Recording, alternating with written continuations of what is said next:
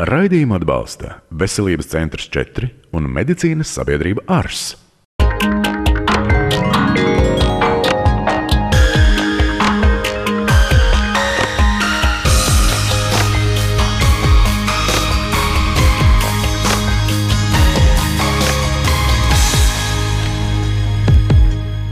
Ik viens no mums kaut reizi mūžā ir izjutis locītavas sāpes, vai bažām ir pamats, cik tas ir nopietni un kā rīkoties, atklāsim raidījuma gaitā. Kopā ar mūsu šīs dienas studijas eksperti, dakteri Sandru Černišovu, medicīnas sabiedrības ARS, ģimenes ārsti, terapeiti, osteoporozes speciālisti, specializējusies osteoporozes diagnostikā un ārstēšanā. Dakteris, sāpēm locītavā un sāpēm gandrīz ik viens no mums kaut reiz dzīvē ir saskāries. Ko darīt? Sāpes locītavās, sāpes mugurā ir viens no biežākajiem simptomiem, kas liek pacientam doties pie ārsta. Sāpes locītavās var būt kā ļoti nopietnu slimību simptoms, tā arī vienkārši liecināt par pārslodzi locītavās. Ja mēs atsijājam kā sāpju iemeslu traumas, tad sāpes locītavās varētu iedalīt tādās divās lielās grupās. Viena ir tā saucamais osteoartrīts, kas ir nodiluma slimība, kas veidojās gadiem ejot, mūsu locītavām nolietojoties, un kas izsauc sāpes, nepatīkamus simptomus, kustību ierobežojumus. Un otra grupa sāpēm, tās ir nopietnas reumatiskas saslimšanas, tā ir nepareiza mūsu organisma imunitātes reakcija, kas vēršās pret mūsu normāliem locītavu audiem. Bet tomēr bieži saka, ka biežākais locītavu sāpju iemesls ir vecums, vai mēs tā strikti varam to tā nozīmēt? No vienas puses varētu teikt, ka tā, jo ilgāk mēs savas locītavas lietojam, jo vairāk viņas arī nolietojās. Bet nevienmēr mēs varam teikt, ka vecums ir vienīgais iemesls sāpēm locītavās, jo riska faktori un faktori, kas provocē šīs sāpes, ir ļoti dažādi. Tās var būt traumas, tās var būt pārslodzes, tā var būt statiska, ilgstoša slodze locītavās. Tas var būt gan monotons muskuļu pārslogojums, gan arī nepietiekams muskuļu tonus, kas rada papildus slodzi locītavām. Tad kāda būtu tā pareizā rīcība vai diagnostika, lai noteikti, kādēļ ir šīs sāpes? Pirmām kārtām cilvēkam ar sāpēm locītavās noteikti būtu jāgriežās pie ģimenes ārsta, pie terapeita, kas tad arī veicot gan pirmām kārtām pacienta iztaujāšanu, apskati, nozīmēs nepieciešamos izmeklējumus, kas ļaus izdiferencēt, vai šīs sāpes ir saistītas ar kādu nopietnu patoloģiju cilvēka organismā, vai tās ir sāpes, kuras ir vairāk saistītas ar mūsu nepareizo varbūt slodzi un locītavu nolietojumu. Pirmām kārtām tās būtu analīzes, tomēr paskatīties iekaisuma rādītājus, reumatiskos rādītājus. Ja mēs redzam, ka tādas būtiskas izmaiņas šajās analīzēs nav, vēl mēs varam pievienot aparatūras izmeklējumus, gan rentgena izmeklējumu, gan ultrasonogrāfiju locītavām, gan kompjutertomogrāfiju un arī magnētisko rezonanci. Biežākais locītavu sāpju iemesls ir osteoartrīts. Kas tas tāds ir? Tā vienkārši runājot, tas ir locītavu nolietošanās. Respektīvi, mūsu kaulu virsmas klāja skrīmslis, kas ir tāda gluda līdzena kaulu virsma. Un tad, kad ir šī nepareizā slodze uz kaulu, tad šis skrīmslis nodilst un pamazām kaulu virsmas atkailinās, berze starp viņām kļūst sāpīga, veidojās nepareizs sāļu izgulsnējums, veidojās dažādi kaulu izaugumi, radziņi locītavu virsmās, kas vēl vairāk apgrūtina šo locītavu kustību. Tāpat veidojās apkārt locītavām nepareizs muskuļu saspringums, kas vēl vairāk šīs sāpes un kustību ierobežojumu pastiprina. Arī veidojās patoloģisks iekaisuma izsvīdums sinoviālajā apvalkā, kas rada locītavas pietūkumu un sāpes. Kāds tad būtu tas ieteicamais ārstniecības veids vai kā notiek ārstniecība? Kā šo problēmu atrisināt? Jāsaka, šobrīd ir pieejami ļoti daudz pretsāpju un pretiekaisuma līdzekļi, kas diezgan veiksmīgi šīs problēmas arī var izcināt. Taču pirmām kārtām, protams, vajadzētu pievērst uzmanību to riska faktoru novēršanai, cik tas ir iespējams, kas var šīs locītavu sāpes provocēt. Jau šis process ir progresējis un ar fizikālām metodēm vien nepietiek, tad, protams, pievieno medikamentu lietošanu, ja? Un medikamentu lietošana arī var būt gan iekšķīgi lietojami medikamenti, gan arī intraartikulāras injekcijas, ko ievada locītavās, dažādas gan ar pretiekaisumu darbību, gan skrimsli atjaunojošu darbību. Un jāsaka, viss beidzot jau tādās izteiktās locītavu deformācijas stadijās jau pielieto arī locītavu endoprotezēšanu, kad šo nolietoto locītavu nomaina ar mākslīgu locītavu. Tādēļ ir pienācis laiks mūsu nākamajam stāstam. Dosimies uz sarunu pie doktora Ļu, lai noskaidrotu šīs ārstniecības metodas un iespējas.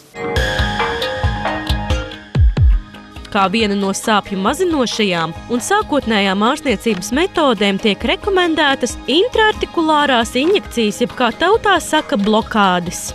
Tur ir divi dažādi veidi. Ja? Teiksim, pie lielākas artrozes var taisīt blokādes. Ja? Teiksim, tas parasti ir kaut kāds hormonāls preparāts kopā ar lidokaīnu, bet viņas tā kā noņem iekaisumu un noņem sāpes pārsvarā.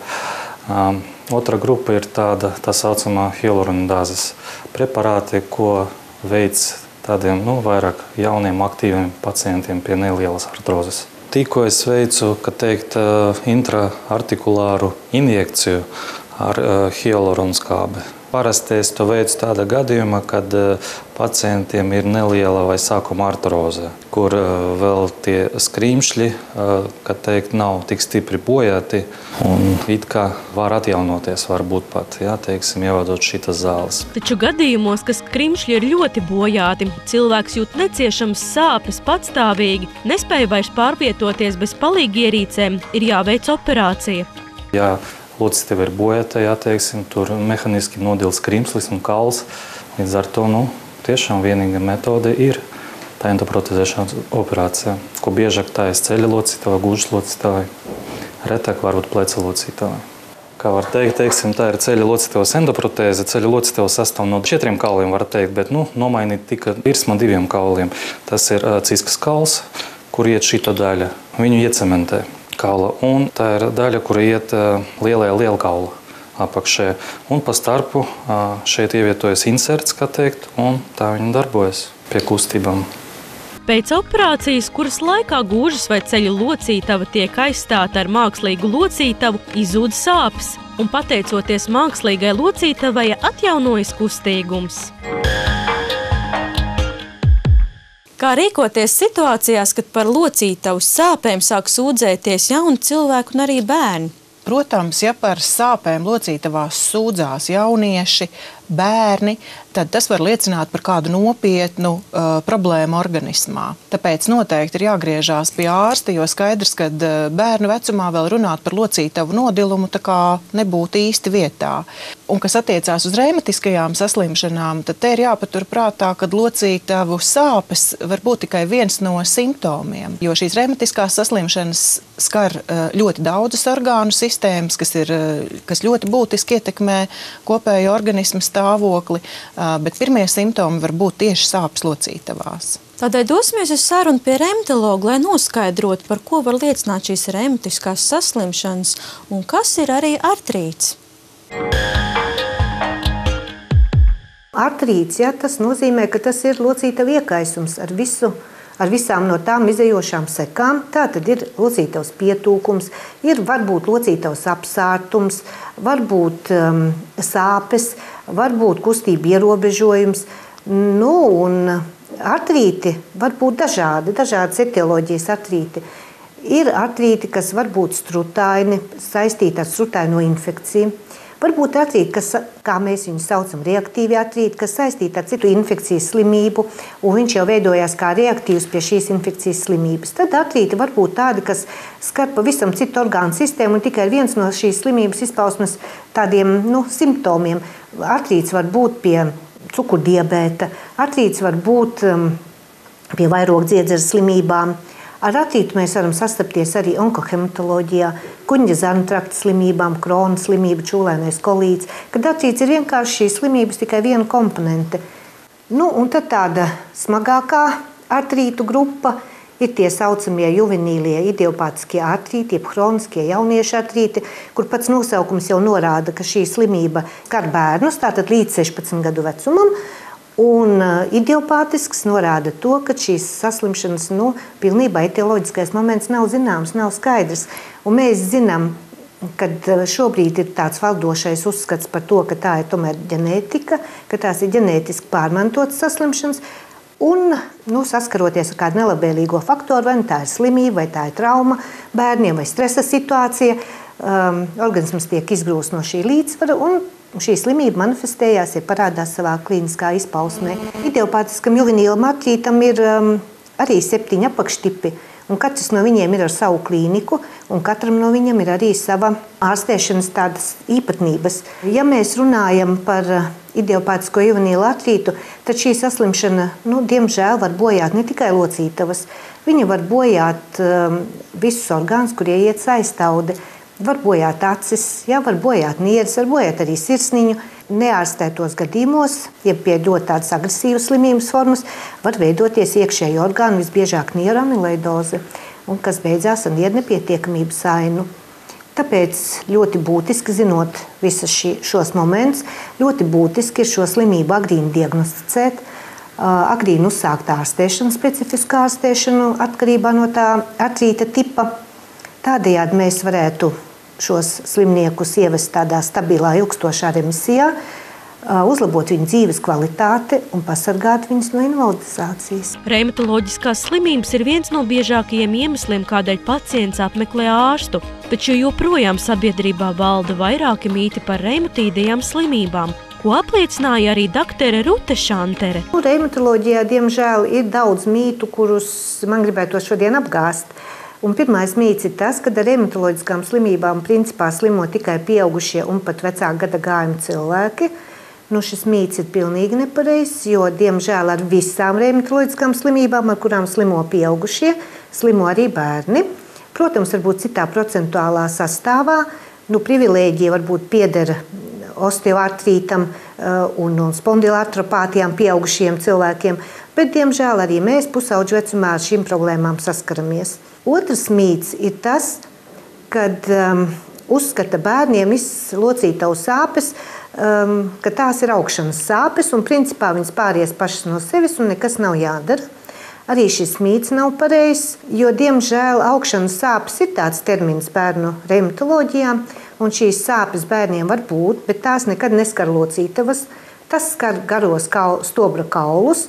Un, ja bērns lokalizē sāpes locītavā, tad šī problēma ir nopietna un diemžēl, ir jāapsver jautājums par griešanos pie ārsta, vismaz ģimenes ārsta. Trešais mīts vēl ir tāds, ka cilvēki saka, mēs taču lietojam tik daudz kaļķi, tabletes un šķidro kaļķīti, un kāpēc tās locītavas sāp? Mūsu zonā un pie mūsu, uztura tradīcijām, kad mēs lietojam tomēr diezgan daudz uzturā piena produktus, mēs ļoti reti redzam bērnus ar pazeminātu kalcija līmeni. Tātad tas kalcijs tiek uzņemts ar uzturu pietiekoši, bet ir cita problēma. Mēs dzīvojam tādā zonā, kur ir maz saulītes, un līdz ar to bērniem ir diezgan zems D vitamīns. Tā kā D vitamīna zemais līmenis arī var dot locītavu kaulu sāpes, var dot nogurumu, var dot dažādas endokrīnās sistēmas tādas disfunkcijas. Reumatoīdais artrīts ir hroniska autoimūna slimība, kad ķermeņa imūnsistēma reaģē pati pret saviem audiem, izraisot iekaisumu locītavas audos. Slimība parasti sākas 30 līdz 55 gadu vecumā. Ar to Latvijā slimo aptuveni 20 000 cilvēku. Slimība īsā laikā sagrauj cilvēka veselību.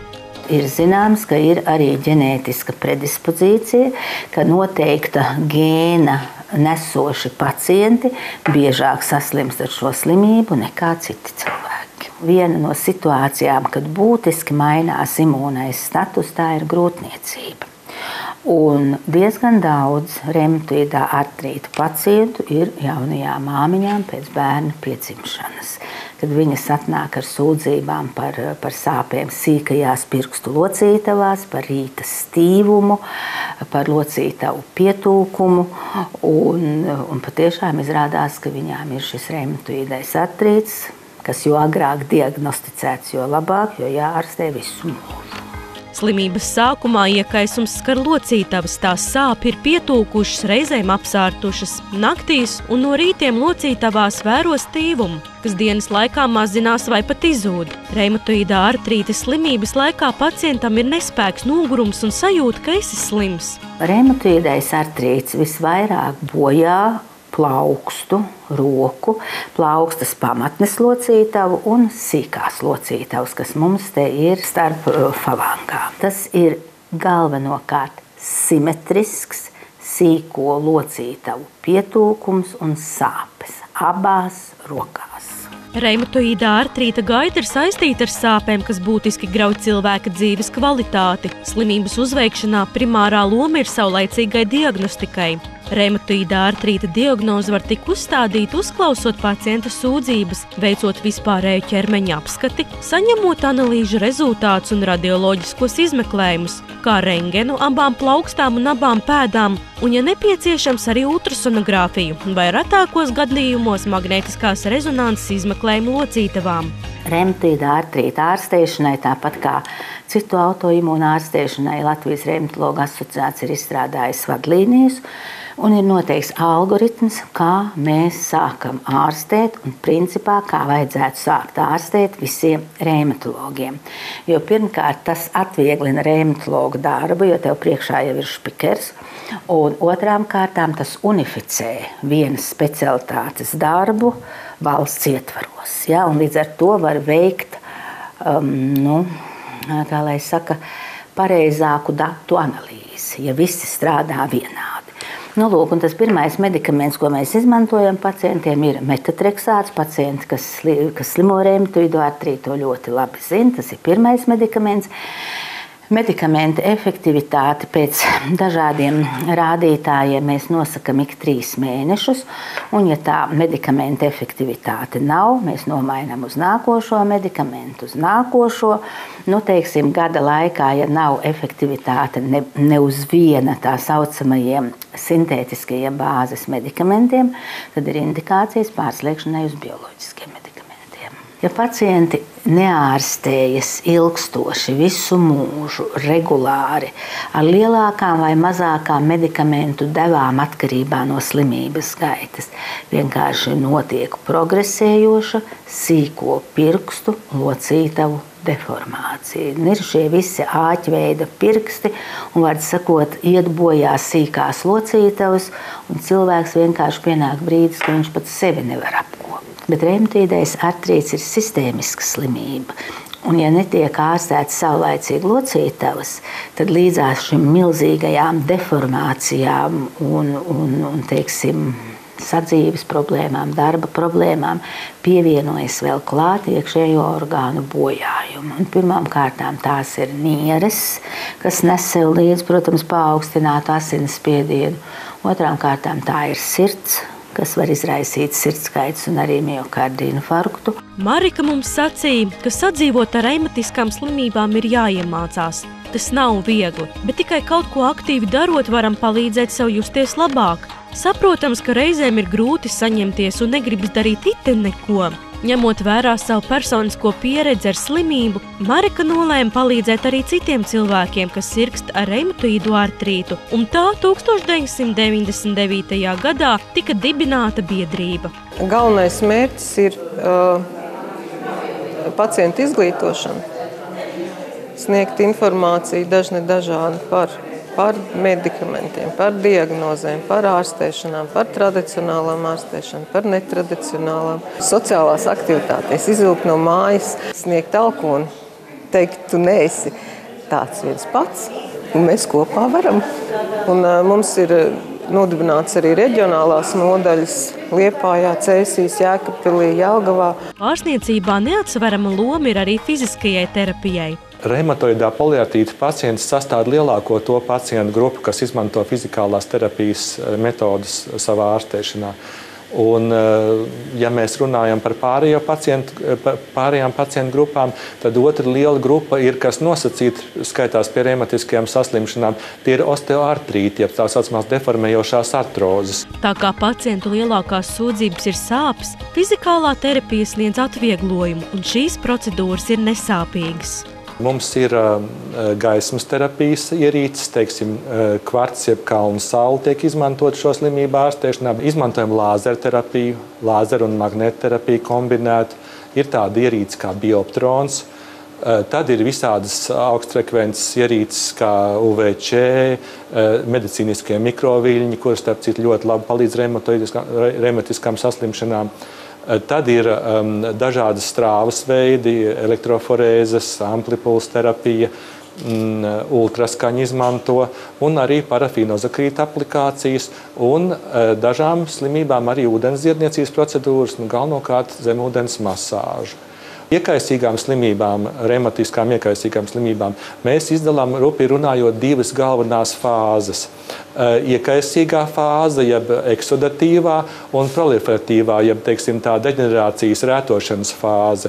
Un tad katrā fāzē ārsts, kuram ir attiecīgi profesionāla sagatavotība, nozīmē piemērotāko no šīm procedūrām, ko es uzskaitīju. Un parasti ārstēšanās kursā ir vajadzīgas vairākas procedūras, teiksim, 10 2 vai cits skaits. Un paralēli izmanto fizioterapiju, jeb ārstniecisko vingrošanu, lai saglabātu locītavu kustību apjomu, mazinātu stīvumu, un funkcionālo pilnvērtību saglabātu. Tātad to kombinē visu kopā, un tad rezultāti parasti ir labi, un pacienti to atzīmē. Lai saglabātu locītavu funkcionālās spējas, vingrinājumi locītavām ir jāveic regulāri, taču sākotnēji tie jāuzsāk speciālista pavadībā. Pie artrītiem ir ārkārtīgi svarīgi saglabāt kustību apjomu locītavas kartajā un arī saglabāt muskuļu spēku ap to locītavu. Tāpēc, kad sākās tas process, tad uzreiz samazinās mobilitāte locītavā, un līdz ar to visi muskulīši apkārt paliek vājāki, var pateikt, ka tie pat atrofējās.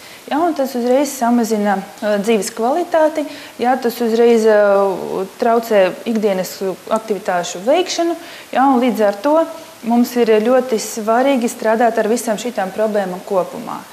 Bez tam ir ļoti svarīgi ņemt vērā, kādā fāzē atrodas slimība. Ja ir akūtā fāzē, tad, protams, mēs tik aktīvi nevingrosim. Mēs gribēsim vairāk samazināt sāpes, mēs to darīsim vairāk ar augstuma aplikācijām, piemēram. Samazināt tūsku.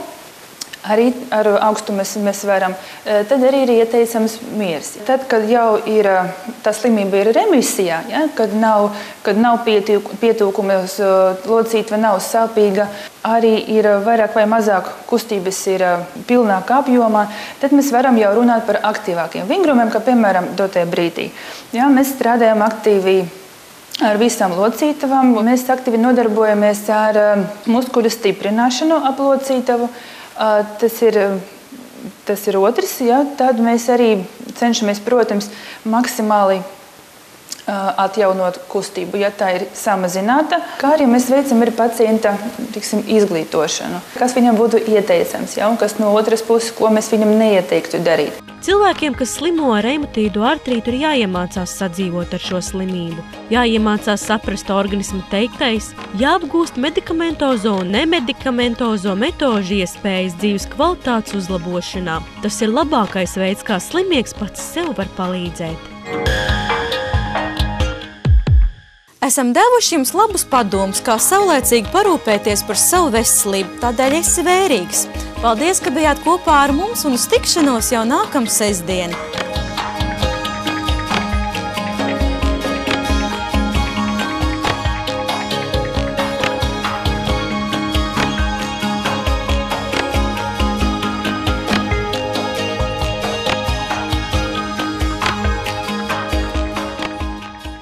Raidījumu atbalsta Veselības centrs 4 un medicīnas sabiedrība ARS.